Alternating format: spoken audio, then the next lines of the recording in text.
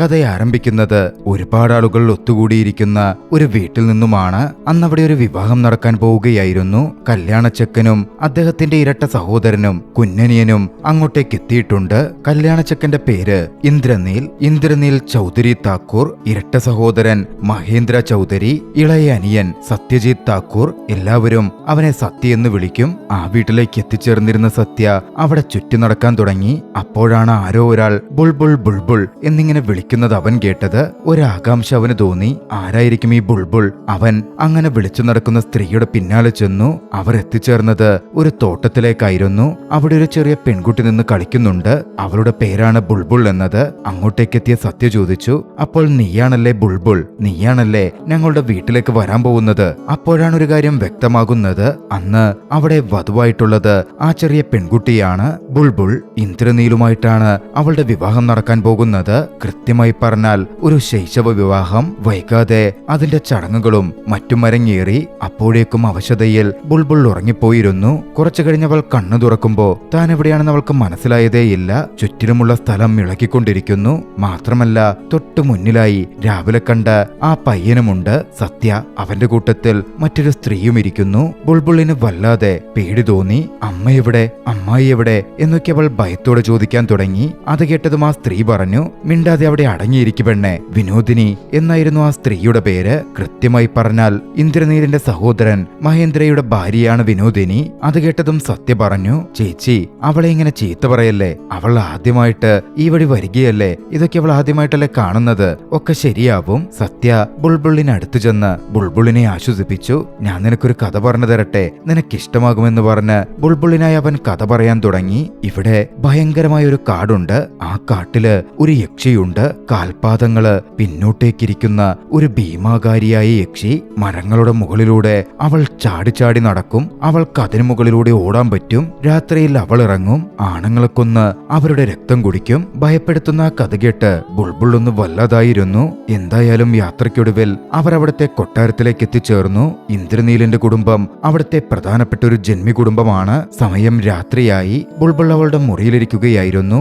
ആ സമയം അങ്ങോട്ടേക്ക് മഹേന്ദ്ര കടന്നു വന്നു. ഒരു പാവക്കുട്ടിയെപ്പോലെ ബുൾബുളിനെ കണ്ട അയാൾ നമുക്ക് കളിക്കാം എന്ന് പറഞ്ഞ് ബുൾബുളിനെ വിളിച്ചു. മഹേന്ദ്രയ്ക്ക് കുറച്ച് ബുദ്ധിക്കുറവുണ്ട്. കൃത്യസമയമായിരുന്നു അങ്ങോട്ടേക്ക് ഇന്ദ്രനീൽ വന്നത്. മഹേന്ദ്രയോട് അടങ്ങിയിരിക്കാൻ പറഞ്ഞ ഇന്ദ്രനീൽ മഹേന്ദ്രയെ മാറ്റി നിർത്തി. ഇന്ദ്രനീലിനെ കണ്ടതും മഹേന്ദ്ര ഭയന്നിരുന്നു. തൊട്ടുപുറകെ അങ്ങോട്ടേക്ക് വന്ന വിനോദിനെ തന്റെ ഭർത്താവിനെ കൂട്ടിക്കൊണ്ടുപോയി. ബുൾബുളിനടുത്തേക്ക് ഇന്ദ്രനീൽ കടന്നു ചെന്നു. ബുൾബുൾ നിഷ്കളങ്കമായി ചോദിച്ചു, എന്നെ കല്യാണം കഴിച്ച ആ ചെറിയ പയ്യനെന്തേ? സത്യയെക്കുറിച്ചായിരുന്നു അവളുടെ ചോദ്യം. അത് മനസ്സിലാക്കിയതും ഇന്ദ്രനീൽ പറഞ്ഞു, ഭർത്താവിന്റെ അനിയനും ആരാണെന്നൊക്കെ കുറച്ചു കഴിയുമ്പോൾ നിനക്ക് പതിയെ മനസ്സിലായിക്കോളും. പിന്നീട് 20 കൊല്ലത്തിനു ശേഷം ആ ഗ്രാമത്തിലേക്ക് ഒരു കുതിരവണ്ടി വന്നുകൊണ്ടിരിക്കുകയാണ്. ആ വാഹനത്തിൽ സത്യ ഉണ്ടായിരുന്നു. സത്യ ഇപ്പോൾ ചെറിയ പയ്യനല്ല, അവൻ വളർന്നൊരു യുവാവായിരിക്കുന്നു.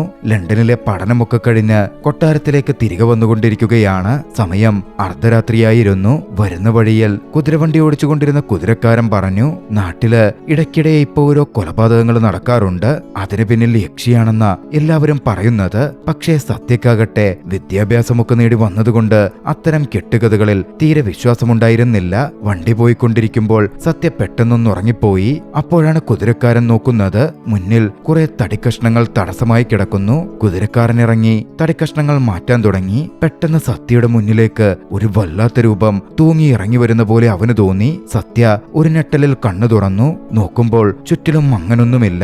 തനിക്ക് തോന്നിയതായിരിക്കണം അവൻ ചിന്തിച്ചു. അങ്ങനെ അവരൊടുവിൽ കൊട്ടാരത്തിലേക്ക് എത്തിച്ചേർന്നു. രാത്രിയായതുകൊണ്ട് ആരെയും ശല്യപ്പെടുത്താതെ സത്യ ഉള്ളിലേക്ക് പോയി. കുതിരക്കാരൻ സത്യക്ക് വേണ്ട സൗകര്യങ്ങളൊക്കെ ചെയ്തു കൊടുത്തു. പിന്നാലെ കുതിരക്കാരനോട് സത്യ ചോദിച്ചു, ബാബി ഉറങ്ങിയിട്ടുണ്ടാവുമോ? ബുൾബുളിനെ ഉദ്ദേശിച്ചായിരുന്നു ആ ചോദ്യം. കുതിരക്കാരൻ പറഞ്ഞു, രാത്രിയായല്ലോ, എല്ലാരും ഉറങ്ങിക്കാണും. സാർ ഇവിടെ കിടന്നുറങ്ങിക്കോളൂ. അർദ്ധരാത്രി സത്യ ഉറങ്ങുമ്പോ അവന്റെ അരികിലേക്ക് ഒരു നിഴൽ രൂപം വന്നിരുന്നു. ഒരുപക്ഷെ അത് സത്യയുടെ തോന്നലുമാകാം, അല്ലെങ്കിൽ യാഥാർത്ഥ്യവുമാകാം. ആരായിരിക്കും ആ നിഴൽ രൂപം? ആ രാത്രി അങ്ങനെ കടന്നുപോയി.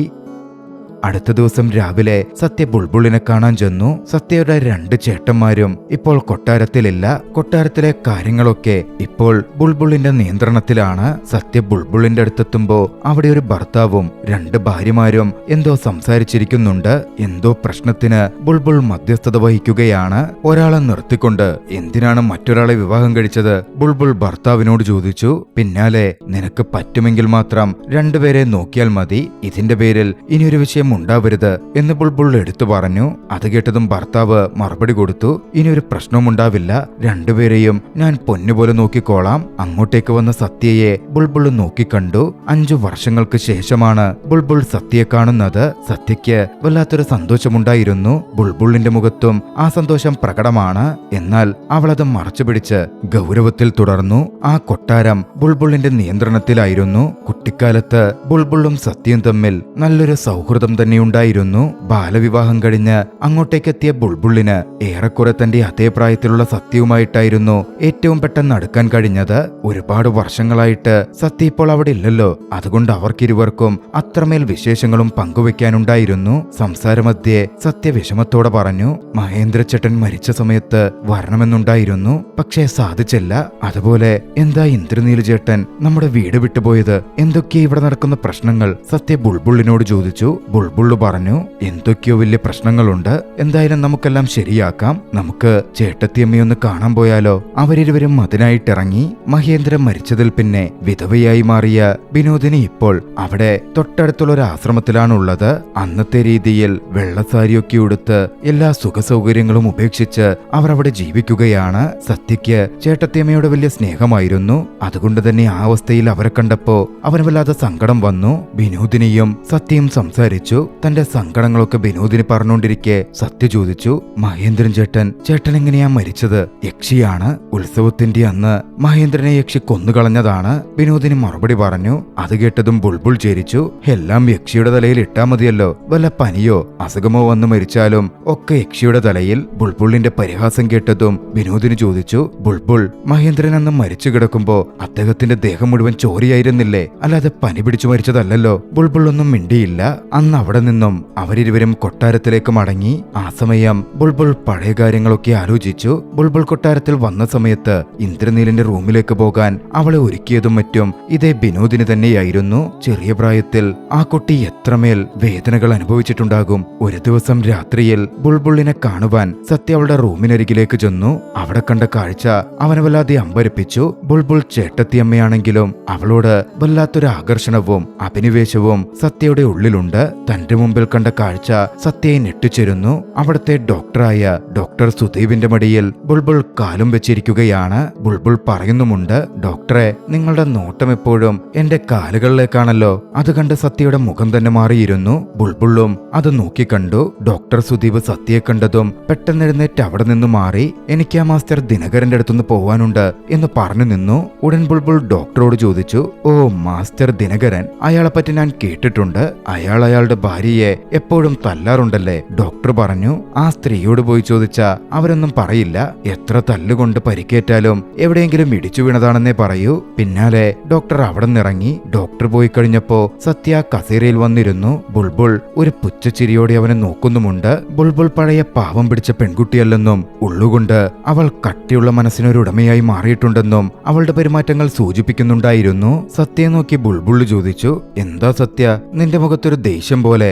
എല്ലാം മനസ്സിലായിട്ടും മനസ്സിലാവാത്ത പോലെയാണ് അവളുടെ ആ ചോദ്യം. സത്യയ്ക്ക് കാര്യമായൊന്നും പറയാനുണ്ടായിരുന്നില്ല. പിന്നാലെ നിനക്ക് വേട്ടയ്ക്ക് പോവാൻ സമയമായില്ലേ എന്ന് ചോദിച്ച് സത്യ ബുൾബുൾ അവിടെ നിന്ന് പറഞ്ഞയച്ചു. അന്ന് രാത്രിയിൽ സത്യയും കുറച്ചാളുകളും കാട്ടിലേക്ക് പോയി. കാട്ടിൽ ഒരു യക്ഷിയുണ്ടെന്ന് പരക്കെ സംസാരമുണ്ടല്ലോ. ആ യക്ഷിയെ കണ്ടെത്താനും കഴിയുമെങ്കിൽ പിടികൂടാനുമാണ് അവരുടെ പോക്ക്. ഇടയ്ക്കിടെയുള്ള ഈ കൊലപാതകങ്ങൾ ആരാണ് ചെയ്യുന്നത് കണ്ടെത്തണം എന്നൊരാശയം ഇതിനിടയിൽ രൂപപ്പെട്ടിരുന്നു. പോകുന്ന വഴിയിൽ അവർ തമ്മിൽ സംസാരിച്ചു.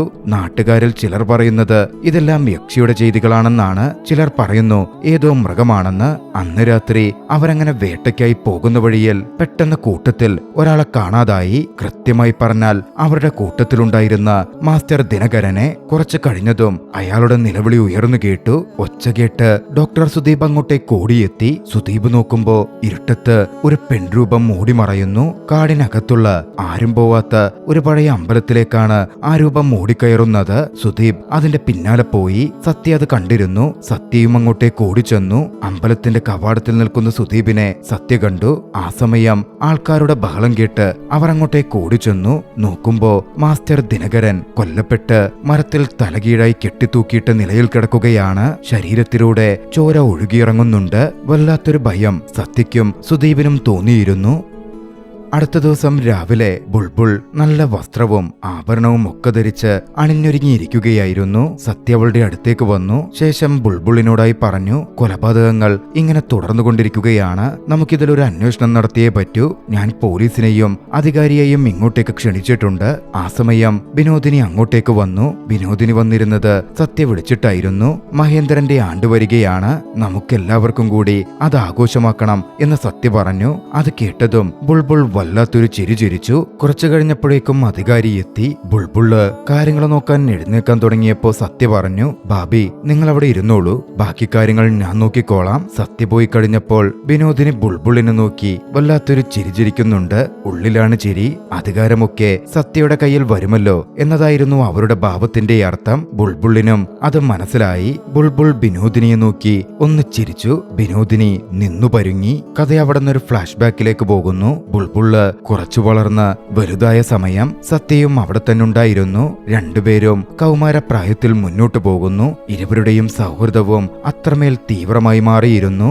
ആ ബന്ധത്തിന് അന്ന് മറ്റൊരു അർത്ഥവുമില്ലായിരുന്നു. പരസ്പരമുള്ള സൗഹൃദം, സഹോദരനെ പോലുള്ള അടുപ്പം. പക്ഷേ വിനോദിനി ഇതെല്ലാം നിരീക്ഷിക്കുന്നുണ്ടായിരുന്നു. മഹേന്ദ്ര ജീവിച്ചിരിക്കുന്നത് കൊണ്ട് തന്നെ വിനോദിനി അന്ന് ആഭരണങ്ങളും പട്ടുസാരികളും ഒക്കെയായി വളരെ മികച്ച നിലയിലുമായിരുന്നു. വിനോദിനിക്ക് അവിടെ അത്യാവശ്യം അധികാരങ്ങളും ഉണ്ടായിരുന്നു. ഫ്ലാഷ് ബാക്ക് അവസാനിച്ച് കഥ പ്രസന്റിലേക്ക് വരുന്നു. ദിനകരന്റെ കർമ്മങ്ങൾ നടക്കുന്നിടത്തേക്ക് അധികാരിയും സത്യവുമൊക്കെ ചെല്ലുകയാണ്. അധികാരിയോട് സത്യ ചോദിച്ചു, എന്താണ് ഇത്രയും കൊലപാതകങ്ങൾ നടന്നിട്ടും നിങ്ങൾക്ക് പ്രതിയെ പിടിക്കാൻ പറ്റാത്തത്? പോലീസുകാർ പറഞ്ഞു, ഒരു തെളിവും ഇതുവരെ കിട്ടിയിട്ടില്ല. സത്യയ്ക്ക് സംശയങ്ങളൊക്കെ തനക്കുന്നുണ്ടായിരുന്നു. പകൽ സമയം സത്യ ഒറ്റക്ക് ആ കാടിനുള്ളിലേക്ക് പോയി. ദിനകരനെ കെട്ടിത്തൂക്കിയിട്ടിരുന്ന മരം നോക്കി. പഴയ ആ അമ്പലം നോക്കി കണ്ടു. അവന്റെ ഉള്ളിൽ സംശയങ്ങൾ നിറഞ്ഞു വന്നു തുടങ്ങി. ഡോക്ടർ സുദീപ് എന്തിനായിരിക്കും അന്ന് രാത്രി ഇവിടെ വന്നത്? അവൻ ചിന്തിച്ചുകൊണ്ടിരുന്നു. സുദീപ് ഒരു രൂപം കണ്ട് വന്നതാണെന്ന് സത്യയ്ക്കപ്പോൾ അറിയില്ലല്ലോ. തന്റെ ഉള്ളിൽ സുദീപിനെ കുറിച്ച് പല സംശയങ്ങളും തോന്നിയിരുന്ന സത്യ സുദീപിനെ പറ്റി കൂടുതൽ കാര്യങ്ങൾ അറിയാൻ ഏട്ടത്തിയമ്മ വിനോദിനിയുടെ അടുത്തെത്തി. വിനോദിനി മുറുക്കിക്കൊണ്ടിരിക്കുകയായിരുന്നു. വിനോദിനിക്കടുക്കൽ അവൻ സുദീപിനെ കുറിച്ച് ചോദിച്ചു. അവർ മറുപടി പറഞ്ഞു, നിന്റെ ചേട്ടനുള്ളപ്പോഴും അവൻ ഇങ്ങോട്ടേക്ക് എപ്പോഴും വരുമായിരുന്നു. ഞാൻ അപ്പോഴും എപ്പോഴും ചിലതൊക്കെ കാണുന്നുണ്ട്. വിനോദിനി അത് പറഞ്ഞിരിക്കെ ബുൾബുൾ അങ്ങോട്ടേക്ക് വന്നു. ബുൾബുളിനെ കണ്ടതും വിനോദിനെ പേടിച്ച് ആ വിഷയം മാറ്റി. സത്യ പോയി കഴിഞ്ഞപ്പോ ബുൾബുൾ ചോദിച്ചു, സുദീപിനെ കുറിച്ച് സത്യയോട് പറഞ്ഞപ്പോ ഇത്തിരി എരിവും പുളിയും നന്നായി ചേർത്തിട്ടുണ്ടാവുമല്ലേ? വിനോദിനിയെ ബുൾബുളിനെ നന്നായിട്ട് തന്നെ അറിയാമായിരുന്നു. കഥ വീണ്ടും അവിടെ വെച്ച് ഒരു ഫ്ലാഷ് ബാക്കിലേക്ക് നീങ്ങുന്നു. 5 വർഷം മുമ്പാണ്. ഇന്ദ്രനീലും മഹേന്ദ്രനും സത്യയും ബുൾബുള്ളും വിനോദിനിയും ഒന്നിച്ച് തോട്ടത്തിലിരിക്കുകയായിരുന്നു. ഇന്ദ്രനീലും ബുൾബുള്ളും പിന്നാലെ അവിടെ നിന്ന് റൊമാൻറ്റിക്കായി ഇടപഴകി. ഇതെല്ലാം വിനോദിനി കണ്ടിരുന്നു. വിനോദിനിക്ക് അസൂയ തോന്നി. അവിടെ ഒരു പ്രശ്നം തീർക്കാൻ തന്നെ വിനോദിനി ഒരു ചോദ്യം ചോദിച്ചു, നമുക്ക് സത്യക്കൊരു കല്യാണം നോക്കണ്ടേ? അത് കേട്ടതും ബുൾബുളിന്റെ മുഖം മാറി. അവളുടെ മുഖത്ത് ഒരു സങ്കടം പടർന്നു. ഇന്ദ്രനീൽ അത് ശ്രദ്ധിച്ചിരുന്നു. ഇന്ദ്രനീലിന്റെ ഉള്ളിൽ സംശയത്തിന്റെ വിത്ത് പാവുകയായിരുന്നു വിനോദിനി ചെയ്തത്. അന്ന് രാത്രിയിൽ ഇന്ദ്രനീൽ അതിനെപ്പറ്റി ചിന്തിച്ചു. തന്റെ അനിയനും ഭാര്യയും തമ്മിൽ എന്തെങ്കിലും ബന്ധമുണ്ടോ? അയാളുടെ ഉള്ളിൽ സംശയം വളർന്നുകൊണ്ടിരുന്നു. അന്ന് മുറിയിലേക്ക് വന്ന ബുൾബുൾ ആകട്ടെ സത്യയ്ക്ക് പെണ്ണ് കാണുന്നതിനെ കുറിച്ച് സംസാരിക്കുന്നുണ്ടെങ്കിലും ഇന്ദ്രനീൽ ദേഷ്യത്തിലായിരുന്നു. വിനോദിനി വീണ്ടും ഇന്ദ്രനീലിനെ പ്രകോപിപ്പിച്ചുകൊണ്ടിരുന്നു. സത്യയും ബുൾബുള്ളും കഥകളും കവിതകളുമൊക്കെയായി കൊട്ടാരത്തിന്റെ പല ഭാഗത്തും ഒറ്റയ്ക്കിരിക്കാറുണ്ട്. അവർ ഒരുപാട് സംസാരിക്കാറുണ്ട്. സൗഹൃദത്തിൽ കളിച്ച് ചിരിക്കാറുണ്ട്. ഇതെല്ലാം കാണുന്ന ഇന്ദ്രനീലിന് തീരെ ഇഷ്ടപ്പെടുന്നുണ്ടായിരുന്നില്ല. സംശയം അയാളുടെ ഉള്ളിൽ വർദ്ധിച്ചു വന്നുകൊണ്ടിരുന്നു. ദേഷ്യത്തിലും നിരാശയിലും സത്യയെ അവന്റെ വിദ്യാഭ്യാസം തുടരുന്നതിന് ലണ്ടനിലേക്ക് തിരികേക്കയക്കാൻ ഇന്ദ്രനീല തീരുമാനിച്ചു. ഈ തീരുമാനം ബുൾബുളിനെ മാനസികമായി തകർത്തു കളഞ്ഞു. കാരണം സത്യം മാത്രമായിരുന്നു ആ കൊട്ടാരത്തിൽ അവളുടെ ഏക സുഹൃത്തും വിശ്വസ്തനും. സത്യയെ ദൂരേക്ക് അയക്കരുതെന്ന ബുൾബുളിന്റെ അപേക്ഷകൾ അവരെ തമ്മിൽ വേർപിരിക്കണമെന്ന ഇന്ദ്രനീലിന്റെ തീരുമാനത്തെ കൂടുതൽ ഉറപ്പിക്കുക മാത്രമായിരുന്നു ചെയ്തത്. തൊട്ടടുത്ത ദിവസം തന്നെ സത്യയുടെ യാത്രയ്ക്കുള്ള ആവശ്യമായ രേഖകൾ ശരിയാക്കുന്നതിനായി ഇന്ദ്രനീൽ അവനെ കൊൽക്കത്തയിലേക്ക് കൊണ്ടുപോയി. അവർ മടങ്ങി വരുന്നതിനായി ബുൾബുൾ ഉത്കണ്ഠയോടെ കാത്തിരുന്നു. ഓരോ ദിവസവും അവൾ കൂടുതൽ ദുഃഖത്തിലേക്ക് വീണു. വരാനിരിക്കുന്ന വലിയൊരു നഷ്ടത്തെക്കുറിച്ചോർത്ത് ഓരോ ദിവസവും അവളുടെ ഹൃദയം വിങ്ങി. കുറച്ചു മാസങ്ങൾക്ക് ശേഷം ഇന്ദ്രനീൽ ഒറ്റയ്ക്ക് കൊട്ടാരത്തിലേക്ക് തിരികെ എത്തി. സത്യ എവിടെയെന്ന് ചോദിച്ചപ്പോൾ സത്യ ഇനി മടങ്ങി വരില്ല, അവൻ ലണ്ടനിലേക്ക് പോയി എന്ന ഹൃദയം തകർക്കുന്ന വാർത്തയായിരുന്നു അയാളിൽ നിന്ന് അവൾക്ക് കേൾക്കാൻ സാധിച്ചത്.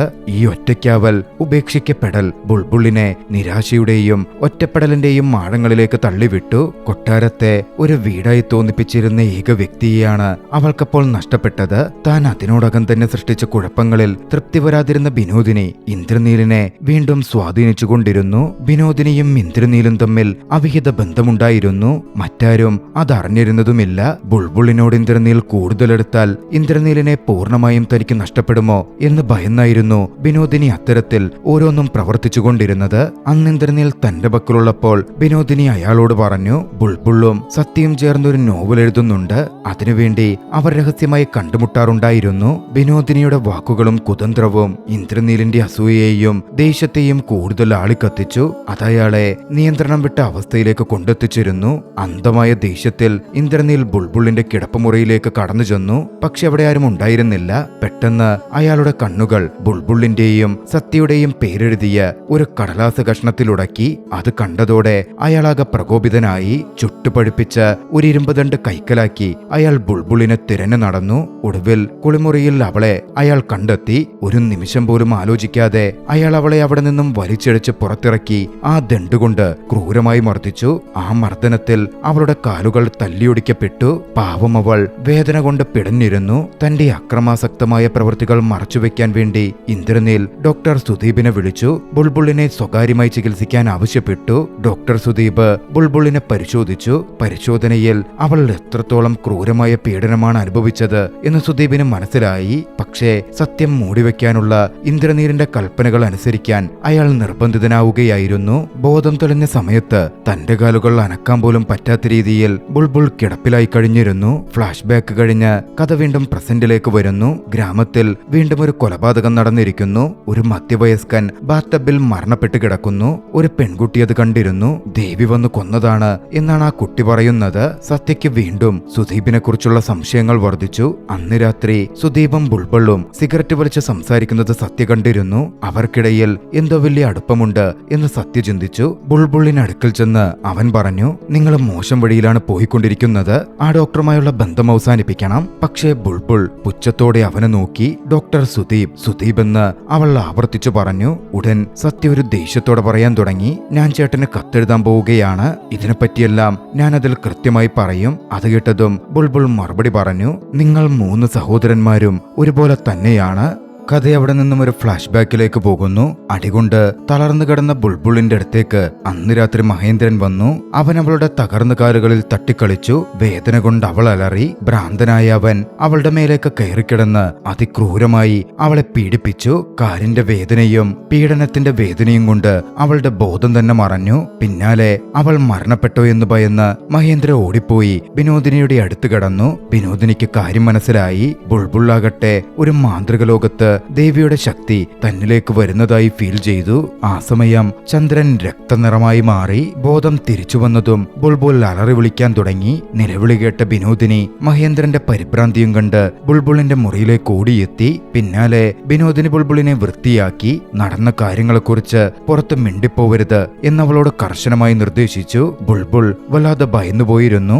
ആ ആഘാതം ബുൾബുളിനെ ആകെ മാറ്റിമറിച്ചിരുന്നു. വിനോദിനിയുടെ വാക്കുകൾ കേട്ട ബുൾബുളിൽ ഒരു വലിയ വലിയ മാറ്റം തന്നെ പ്രകടമായി. അവളുടെ നിഷ്കളങ്കത ഇല്ലാതാവുകയും പകരം ഉള്ളിൽ ഒരു കഠിനമായ നിശ്ചയദാർഢ്യം ഉടലെടുക്കുകയും ചെയ്തു. പിറ്റേന്ന് ബുൾബുളിനെ ചികിത്സിക്കാൻ ഡോക്ടർ സുദീപ് എത്തി. ബുൾബുളിന്റെ കാലുകൾക്ക് താങ്ങായി നൽകിയിരുന്ന സസ്പെൻഡറുകൾ ആരോ മാറ്റിയതായി കണ്ട് അയാൾ അമ്പരന്നു. അവളുടെ കാലുകൾ വീണ്ടും സസ്പെൻഡറുകളിൽ വെക്കുമ്പോൾ ബുൾബുളിന്റെ വസ്ത്രത്തിൽ രക്തം പറ്റിയിരിക്കുന്നത് അയാൾ ശ്രദ്ധിച്ചു. അവൾ നേരിട്ട പീഡനത്തിന്റെയും ആക്രമണത്തിന്റെയും വ്യാപ്തി അയാൾക്കപ്പോഴായിരുന്നു ബോധ്യപ്പെട്ടത്. ആരാണ് അവളെ ഉപദ്രവിച്ചതെന്ന് നിരവധി തവണ സുദീപ് ചോദിച്ചെങ്കിലും ബുൾബുൾ അത് ആരാണെന്ന് പറഞ്ഞില്ല.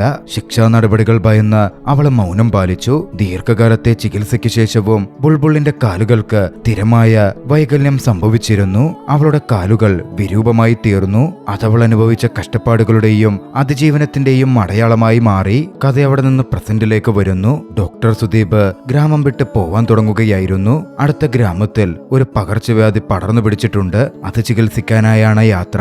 പക്ഷേ ഇതിനിടയിൽ സത്യ സുദീപിന്റെ മുമ്പിലെത്തി. സുദീപിന് നേരെ തോക്ക് ചൂണ്ടി. അസൂയയും സംശയവും മൂലം ഡോക്ടറോടുള്ള സത്യയുടെ ദേഷ്യം കൊടുമുടിയിലെത്തിയിരുന്നു. സുദീപിനും ഏറെക്കുറെ ഇക്കാര്യങ്ങൾ മനസ്സിലായിരുന്നു. മറുവശത്ത് ബുൾബുളും വിനോദിനിയും മഹേന്ദ്രന്റെ ചരമവാർഷികത്തോടനുബന്ധിച്ച് പ്രാർത്ഥനായോഗത്തിൽ പങ്കെടുക്കുകയാണ്. ആ സമയം അവിടെ ബുൾബുളിനെ കാണാൻ വേണ്ടി കുതിരക്കാരന്റെ മകനെത്തി. കുതിരക്കാരന്റെ രണ്ടാമത്തെ ഭാര്യയുടെ മകനാണത്. മറ്റൊരു വിവാഹം കഴിക്കാൻ അച്ഛൻ അമ്മയെ ഉപേക്ഷിച്ചുവെന്നും അമ്മ ആത്മഹത്യ ചെയ്തു എന്നും വേദനയോടെ അവൻ പറഞ്ഞു. അച്ഛനെവിടെയെന്ന് ബുൾബുൾ ചോദിച്ചപ്പോ അദ്ദേഹം ഡോക്ടർ സുദീപിനെയും സത്യയെയും കൊൽക്കത്തയിലേക്ക് കൊണ്ടുപോവുകയാണെന്നായിരുന്നു ആ പയ്യൻ പറഞ്ഞത്. കാര്യം സത്യവുമായിരുന്നു. സുദീപിനെതിരെ തിരിഞ്ഞിരുന്ന സത്യ സുദീപ് പോയിരുന്ന അതേ കുതിരവണ്ടിയിലേക്ക് എത്തിച്ചേർന്നിരുന്നു. സുദീപാണ് ആ കൊലപാതകങ്ങൾ ചെയ്തത് എന്നാണ് സത്യ വിശ്വസിക്കുന്നത്. യക്ഷിയാണെന്ന് സുദീപ് പറഞ്ഞെങ്കിലും സത്യ അതൊന്നും വിശ്വസിക്കുന്നേയില്ല.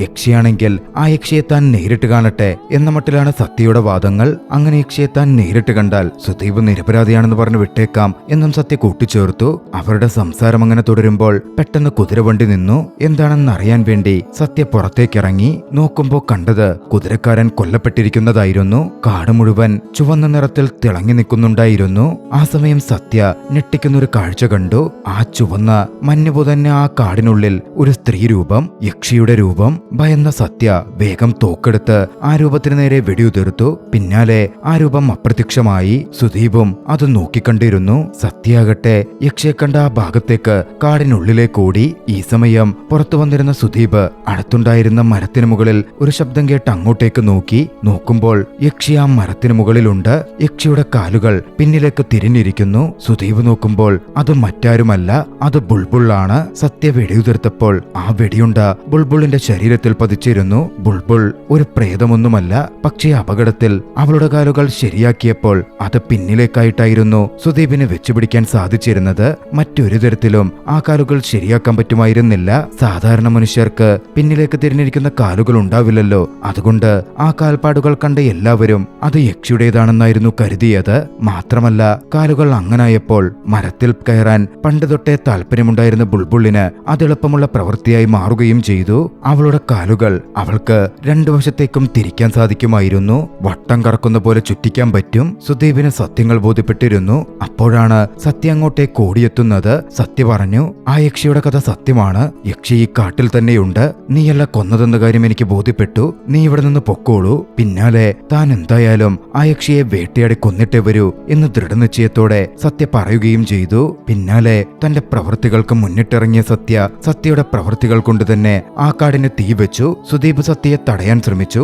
അത് യക്ഷിയല്ലെന്നും അത് ദേവിയാണെന്നും പറഞ്ഞു. അവർ തമ്മിൽ ഉന്തും തള്ളുമുണ്ടായി. കാടപ്പഴേക്കും കത്തിരിയാൻ തുടങ്ങിയിരുന്നു. മരങ്ങൾ വഴി ചാടിച്ചാടി രക്ഷപ്പെടാൻ ശ്രമിച്ചിരുന്ന ബുൾബുളിന് അത് സാധിക്കാതെ മരത്തിൽ സ്റ്റെക്കായി നിൽക്കേണ്ടി വന്നു. ആ സമയം ബുൾബുളിന്റെ ഓർമ്മകളിലൂടെ അവിടെ നടന്ന കൊലപാതകങ്ങൾ ഓരോന്നായി വ്യക്തമായി. യാഥാർത്ഥ്യത്തിൽ ആ കൊലപാതകങ്ങൾ ഒക്കെ ചെയ്തതും ബുൾബുള് തന്നെയായിരുന്നു. ബുൾബുള് കൊന്നത് സ്ത്രീകളെ ക്രൂരമായി ഉപദ്രവിക്കുന്ന ആണുങ്ങളെയായിരുന്നു. മാസ്റ്റർ ദിനകറും മഹേന്ദ്രയുമൊക്കെ അങ്ങനാണ് കൊല്ലപ്പെട്ടത്. ഒരിക്കൽ ഒരു പെൺകുട്ടി യക്ഷിയെ കണ്ടു, ദേവിയെ കണ്ടു എന്ന് ഭയത്തോടെ പറഞ്ഞല്ലോ. അന്ന് ബുൾബുള് കൊന്നത് ആ പെൺകുട്ടിയെ പീഡിപ്പിക്കാൻ ശ്രമിച്ച വ്യക്തിയെയായിരുന്നു. ഒടുവിലായി തന്റെ ഭാര്യയോട് ക്രൂരത ചെയ്ത ആ കുതിരക്കാരനെയും കൊന്നത് ബുൾബുളായിരുന്നു. ഇതേ സമയം സത്യയോട് എതിരിട്ടുകൊണ്ടിരുന്ന സുദീപ് കാട്ടുതീ പരക്കുന്നത് കണ്ട് ബുൾബുളിനെ രക്ഷപ്പെടുത്താൻ വേണ്ടി ആ തീക്കകത്തേക്ക് ഓടാൻ വേണ്ടി ശ്രമിച്ചു. സത്യവനെ തടഞ്ഞോട് ചോദിച്ചു, നീ എന്തിനാ ഒരു യക്ഷിയെ രക്ഷപ്പെടുത്താൻ ഇങ്ങനെ ശ്രമിക്കുന്നത്? സുദീപ് പറഞ്ഞു, എടാ അവൾ എനിക്ക് വെറും സുഹൃത്തു മാത്രമാണ്. പക്ഷെ നിനക്കങ്ങനെയല്ല. നിനക്കവൾ അവൾ നിന്റെ എല്ലാമാണ്. പിന്നാലെ സുദീപ് വീണ്ടും അങ്ങോട്ടേക്ക് ഓടി. സത്യക്ക് വ്യക്തമായതേയില്ല ഇവനിതാരെ പറ്റിയാണ് പറയുന്നത് എന്നൊരു നിമിഷം അവൻ ആലോചിച്ചു നിന്നു. പിന്നാലെ അവന് കാര്യം മനസ്സിലായി. സുദീപ് പറയുന്നത് ബുൾബുളിനെ പറ്റിയാണ്. സത്യം മനസ്സിലാക്കിയതും സത്യ ആകെ തകർന്നു നിന്നു. പക്ഷെ അപ്പോഴേക്കും ആകെ വൈകിയിട്ടുണ്ടായിരുന്നു. ആ തീപിടുത്തത്തിൽപ്പെട്ട് ബുൾബുൾ ഇല്ലാതായി. പിന്നീട് ഒരു കൊല്ലത്തിനു ശേഷം ഇന്ദ്രനീൽ പഴയ വീട്ടിലേക്ക് മടങ്ങി വരുന്നു. സത്യയുടെ കത്ത് കിട്ടിയിട്ടായിരുന്നു അയാളുടെ മടങ്ങി വരൽ. സത്യ അവിടം വിട്ട് പോയിരുന്നു. പോകുന്നതിനു മുമ്പ് ഇന്ദ്രനീലിനെല്ലാം വിശദീകരിച്ചൊരു കത്തും എഴുതി. ആ കത്ത് ഇന്ദ്രനീൽ ഓർത്തു. ചേട്ടാ, ഞാൻ ഇവിടം വിട്ട് പോവുകയാണ്. കാരണം ഇവിടെ നിന്നാൽ ഞാനും നിങ്ങളെപ്പോലെ ആയിത്തീരുമോ എന്നെനിക്ക് പേടിയുണ്ട്. നമ്മൾ 3 സഹോദരങ്ങളും ഒരുപോലെ തന്നെയാണ്. അവന്റെ ആ കത്തിലെ വാചകങ്ങൾ കൃത്യമായി സൂചിപ്പിച്ചിരുന്നു. ഇന്ദ്രനീലും മഹേന്ദ്രയും അറിഞ്ഞുകൊണ്ട് ബുൾബുളിനോട് തെറ്റ് ചെയ്തെങ്കിൽ അറിയാതെയെങ്കിലും സത്യയും തെറ്റ് ചെയ്തിരിക്കുകയാണ്. തിരികെ എത്തിയ ഇന്ദ്രനീൽ എന്തായാലും അവിടെ തന്നെ തുടരാൻ തീരുമാനിച്ചു. അന്ന് രാത്രി ആ വീട്ടിലെ മുറിയിൽ കിടന്ന് അയാൾ ഉറങ്ങുമ്പോ പെട്ടെന്ന് ചില ശബ്ദങ്ങൾ കേട്ടു. ശബ്ദം കേട്ട ഭാഗത്തേക്ക് അയാൾ നോക്കി. കനൽത്തരികൾ കൂടിച്ചേർന്ന് അവിടെ ഒരു രൂപം പ്രത്യക്ഷപ്പെട്ടു. ബുൾബുളിന്റെ രൂപം. അവിടെ ചലച്ചിത്രം അവസാനിക്കുകയാണ്. രസകരമായ ഈ ഒരു കഥ നിങ്ങൾക്കിഷ്ടമായെങ്കിൽ വീഡിയോ ലൈക്ക് ചെയ്യുക. അഭിപ്രായങ്ങളും നിർദ്ദേശങ്ങളും കമന്റുകളിൽ രേഖപ്പെടുത്തുക. കഴിയുമെങ്കിൽ ചാനൽ സബ്സ്ക്രൈബ് ചെയ്തും കൂട്ടുകാർക്ക് ഷെയർ ചെയ്തു കൊടുത്തും ഞങ്ങളെ സപ്പോർട്ട് ചെയ്യുക. അടുത്ത എപ്പിസോഡിൽ മറ്റൊരു മികച്ച ചലച്ചിത്രവുമായി നമുക്ക് കണ്ടുമുട്ടാം. അതുവരെ ബൈ.